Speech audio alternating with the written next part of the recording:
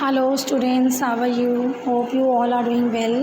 Today I am going to start a new chapter of civics, which is chapter number 3, the Indian judiciary. So in this chapter we will study about the judicial system of India, about the Supreme Court, High Court and other subordinate courts. तो इस chapter में basically Indian judiciary के बारे में ठीक से पढ़ेंगे. So the Indian judiciary is the third most important organ of the government. तो थर्ड मोस्ट इम्पॉर्टेंट ऑर्गन है गवर्नमेंट का इंडियन जुडिशरी.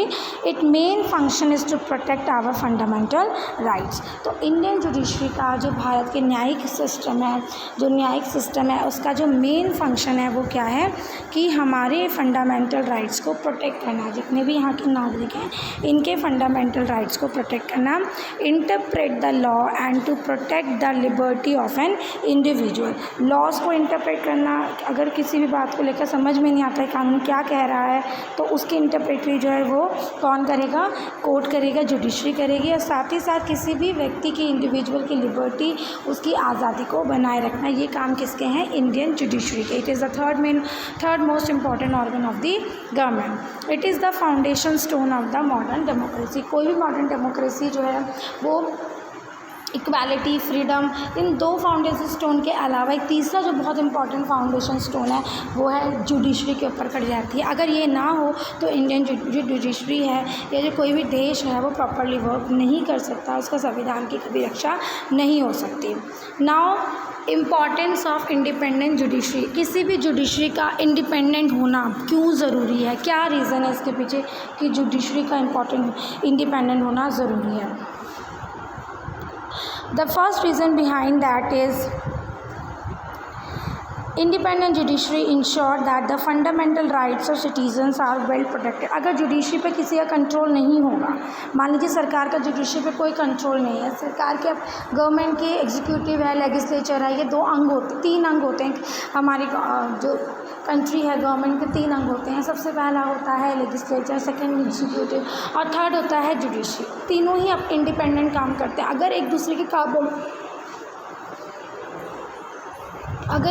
कामों में दखलअंदाजी करना शुरू कर देंगे तो क्या होगा? इनकी दखलअंदाजी देने से ये अपने काम ठीक से नहीं कर पाएंगे. तो इसीलिए जुडिशरी का इंडिपेंडेंट होना बहुत ज़रूरी है ताकि वो लोगों के, जनता के फंडामेंटल राइट को प्रोटेक्ट कर सके.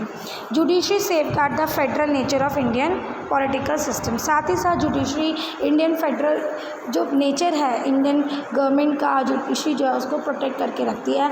इंडिया एक फेडरल कंट्री है तो इसके नेचर को बचा कर रखना, सरकार कहीं कोई गलत कदम ना उठा रही हो, संविधान में कोई ऐसे फेरबदल ना कर दे जिससे जो पूरा इंडिया का जो पूरा नींव है वो हिल जाए, तो ये सब चेक करना भी जुडिशरी काम है.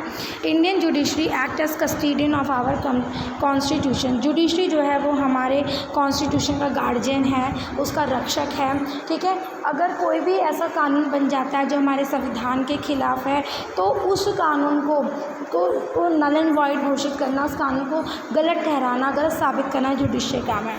Fourth is it also advises the president और गवर्नर ऑफ अ स्टेट और matter related to law. Judiciary का इंडिपेंडेंट होना इसलिए बहुत ज़रूरी है क्योंकि कई बार प्रेसिडेंट या गवर्नमेंट को किसी कानून पे जो है एडवाइस की ज़रूरत होती है. तो ऐसे समय में जो जुडिशरी है अगर वो इंडिपेंडेंट रहेगा तो अपनी राय सही तरीके से दे पाएगा. And the last but not the least, in case any dispute arise between the centre and the state due to division the power, the judiciary interpret the constitution and settle the difference. कई बार ऐसा होता है कि किसी power को लेकर centre या स्टेट गवर्नमेंट के बीच में डिस्प्यूट्स हो सकते हैं, झगड़े हो सकते हैं कि इस पावर का इस्तेमाल मुझे करना चाहिए जबकि स्टेट कहती है कि इस पावर का इस्तेमाल मुझे करना चाहिए, या कुछ और भी इश्यूज़ हो सकते हैं. ऐसी सिचुएशन में कॉन्स्टिट्यूशन की सही व्याख्या करके इनके डिफरेंसेस को दूर करना, इनके डिफरेंसेस को ख़त्म करना, ये जुडिशरी का एक बहुत इंपॉर्टेंट काम होता है.